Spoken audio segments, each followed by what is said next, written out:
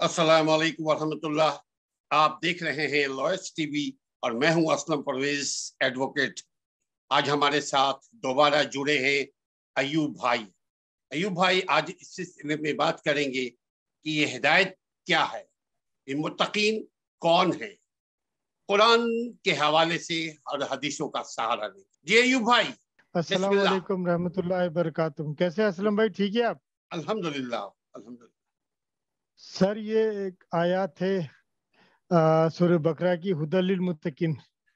आज हम इंशाल्लाह इस आयत हुदल लिल मुत्तकीन के मौजू पर बात और गौर व फिक्र करेंगे।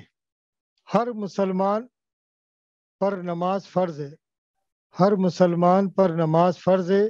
नमाज बा जमात हो या फिर इनफरादी हो, नमाज हर मुसलमान पर फ़र्ज़ है। हर शख्स जब नमाज पढ़ता है तो वो सबसे पहले अल्लाह अकबर कहता है। हर शख्स जब नमाज पढ़ता है तो वो सबसे पहले अल्लाह अकबर कहता है, यानी इस बात का इकरार करता है कि अल्लाह सबसे बड़ा है, यानी इस बात का इकरार करता है कि अल्लाह सबसे बड़ा है।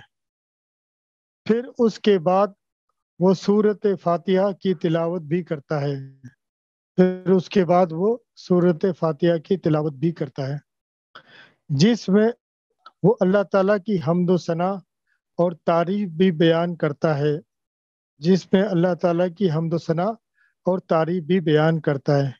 और फिर ये भी इकरार करता है कि हम तेरी इबादत करते हैं और तुझी से मदद मांगते हैं, हम तेरी इबादत करते हैं और तुझी से मदद मांगते हैं। फिर अल्लाह ताला से डिमांड सवाल भी करता है, ए अल्लाह हमें सीधे रास्ते की रहनुमाई अता कर। फिर अल्लाह ताला से सवाल करता है कि अल्लाह हमें सीधे रास्ते की रहनुमाई अता फरमा। फिर अल्लाह ताला इसके जवाब में इरशाद फरमाता है, जो हिदायत और रहनुमाई की तूने सवाल किया है, डिमांड किया है, वो ज़ालिकल किताबु ला रैब फीह है।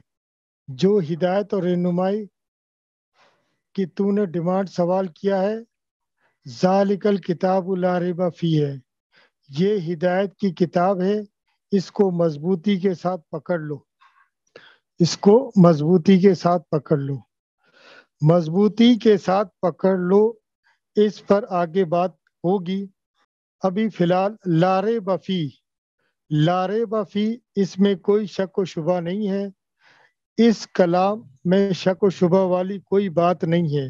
अगर कोई शक करता है तो वो ये उसकी अपनी गलती है, उसका दिमाग खाली है, वो शख्स तासुब और अनाद की वजह से शक करता है। कुरान पाक की एक एक आयत, इसका एक एक लफ्ज शक व शुबा से पाक है। फिर अल्लाह ताला आगे इरशाद फरमाता है, हुदल्लिल मुत्तकीन, मुत्तकियों के लिए हिदायत की किताब है। यहाँ पर ये अशकाल पैदा होता है कि हिदायत तो गुमराह लोगों के लिए होनी चाहिए, मुत्तकी तो पहले ही से हिदायती याफ्ता होते हैं, मुत्तकी तो पहले ही से हिदायती याफ्ता होते हैं। इनके लिए हिदायत के क्या माने हैं? इनसे मुराद मुत्तकी वो है जो अल्लाह से डरने वाले लोग और तकवा इख्तियार करने वाले लोग। इससे मुराद वो लोग हैं जो इस कलाम इलाही को पढ़े तो उनमें तकवा पैदा हो, जो इस कलाम इलाही को पढ़े तो उनमें तकवा पैदा हो।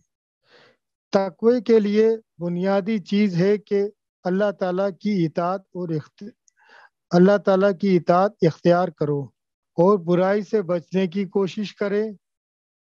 और एक बात ये भी आती है कि अल्लाह से डरो और नेकी का काम सही तरीके से अंजाम दो, और नेकी का काम सही तरीके से अंजाम दो, वरना आमाल के ज़ाया हो जाने का ख़तरा है, वरना आमाल के ज़ाया हो जाने का ख़तरा है।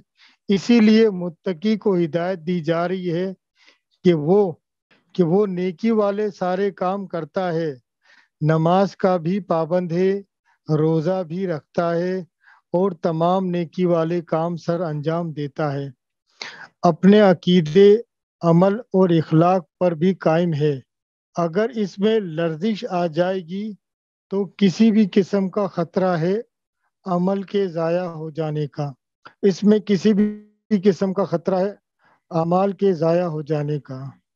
اسی لیے متقی کے لیے ہدایت ہے کہ وہ تقوی اختیار کرے، اور ساتھ ساتھ استقامت بھی لازمی ہے، اور ساتھ ساتھ استقامت بھی لازمی ہے۔ اگر انسان تقوی اور استقامت اختیار کرے گا تو وہی متقی اور پرہیزگار بنے گا۔ اس سے یہ بات معلوم ہوتی ہے کہ صرف فارمیلٹی پوری نہیں کرو، اس سے یہ بات معلوم ہوتی ہے کہ صرف فارمیلٹی پوری مت کرو، بلکہ تقوی اور استقامت بھی قائم کرو، بلکہ تقوی اور استقامت بھی قائم کرو۔ فارمیلٹی کے بارے میں تو سبھی کو علم ہے کہ فارمیلٹی کیا ہے۔ مسلمان محض اس چیز کا نام نہیں ہے کہ کوئی شخص صرف کلمہ پڑھ لے اور کچھ متعین اعمال ہے اس کو پورا کر لے، بلکہ اسلام شریعت ایک ایسی بھرپور زندگی کا تقاضا کرتی ہے، اسلامی شریعت ایک ایسی بھرپور زندگی کا تقاضا کرتی ہے جس کا حامل ایک طرف عقائد اور اعمال کے لحاظ سے اللہ کی حقیقی بندہ کہلانے کا مستحق ہو، اور دوسری طرف انسانیت کے تعلق سے پوری طرح امن اور محبت کا نمونہ ہو، امن اور محبت کا نمونہ ہو۔ امن، امانت، اخلاق، راداری، ہمدردی، خیر سگالی کا اپنی عملی زندگی میں اظہار کر کے دنیا کا ہر انسان اس سے خوف زدہ رہنے کے بجائے اس کو اپنا ہمدرد بھائی سمجھے، دنیا کا ہر انسان اس سے خوف زدہ رہنے کے بجائے اس کو اپنا ہمدرد بھائی سمجھے، جان، مال، آبرو، ہر معاملے میں اس پر اعتماد اور اطمینان ہو۔ حقیقت میں ایسا ہی شخص متقی ہے، حقیقت میں ایسا ہی شخص متقی ہے۔ متقی وہ لوگ ہیں جنہوں نے اپنے آپ کو انواع شرک سے محفوظ رکھا ہے، متقی وہ لوگ ہیں جنہوں نے اپنے آپ کو انواع شرک سے محفوظ رکھا ہے، اللہ کی خالص عبادت کرتے رہے۔ متقیوں کی علامت یہ بھی ہے کہ اگر انہیں کوئی مصیبت آ جائے، متقی کی علامت یہ بھی ہے کہ اگر انہیں کوئی مصیبت آ جائے تو صبر کرتے ہیں، خدا کے فیصلے پر راضی رہتے ہیں، اگر راحت آئے تو خدا کی نعمت کا شکر ادا کرتے ہیں، قرآن پاک کے احکام کے سامنے سر دست تسلیم کرتے ہیں۔ یہی لوگ متقی ہیں۔ انسان متقی کس طرح ہو سکتا ہے؟ نمبر 1، اپنے دلی جذبات کے ساتھ اللہ تعالی سے محبت کرنے والا ہو۔ نمبر 1، اپنے دلی جذبات کے ساتھ اللہ تعالیٰ سے محبت کرنے والا ہو، اپنی پوری طاقت کے ساتھ اللہ تعالیٰ کے لیے عمل کرنے والا ہو، اپنی پوری طاقت کے ساتھ اللہ تعالیٰ کے لیے عمل کرنے والا ہو۔ نمبر 3، دوسروں پر اس طرح رحم کرنے والا ہو جس طرح اپنے آپ پر رحم کرتا ہے، گویا جس طرح خود اپنے آپ کو تکلیف سے بچانے کی کوشش کرتا ہو یہی جذبہ دوسروں کے لیے بھی ہو۔ متقی وہ ہے جو دنیا کو ترجیح نہیں دیتا، آخرت کو ترجیح دیتا ہے۔ متقی وہ ہے جو دنیا کو ترجیح نہیں دیتا، آخرت کو ترجیح دیتا۔ اس قانون کا اجر و رسول تقوی کا ایک ذریعہ ہے، اس قانون کا اجر و رسول تقوی کا ایک ذریعہ ہے۔ قوانین کی پابندی کرنا انسان کی ترقی ہے، قوانین کی پابندی کرنا انسان کی ترقی ہے۔ کتاب کو مضبوطی سے پکڑنے کا مطلب، یہ جو پہلے گزر چکا ہے، مضبوطی سے پکڑو، کتاب کو مضبوطی سے پکڑنے کا مطلب مضبوط ہاتھ سے پکڑنے کا مطلب نہیں ہے کہ مضبوط ہاتھ سے پکڑ لیا، بلکہ اس کے قوانین پر سختی کے ساتھ عمل درآمد کرنا ہے، بلکہ قرآن کے قوانین پر سختی کے ساتھ عمل درآمد کرنا ہے۔